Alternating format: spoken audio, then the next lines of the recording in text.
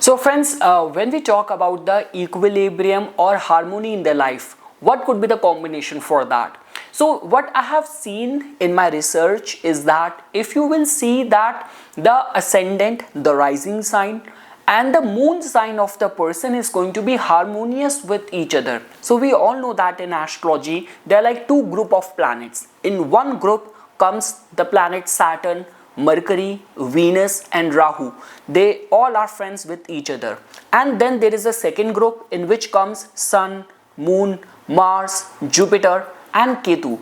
So if you will find that your ascendant, which tells about your life, your physical like events in the life, the physical outcome of the life, the tangible events, and the moon sign, which tells about the way your mind function, the way you perceive things, your receptivity. So if they both are going to be of the same group of the planets, you will see the harmony in the life. Like let's say for example, if a person who has ascendant or rising sign being ruled by the planet Saturn, and that person has got his ascendant lord well placed, the same person has got his ninth lord, the house of the luck and fortune, to be well placed. So you will see that in this person's case, life will be in a auto mode, that at the right time events will happen, and life, when it will feel that the person is ready, nature, universe and life will automatically provide things to this person.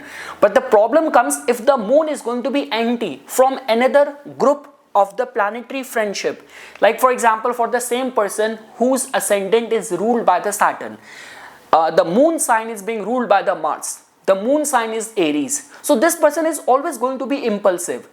Many things which happens in our life and the delays and the denials which happens in our life, it's like life in itself is trying to protect us. Imagine those situations when you very persistently wanted to date someone and that person was not well suited for you. You very strongly wanted to get into a profession and later on you realize that that profession was not meant for you.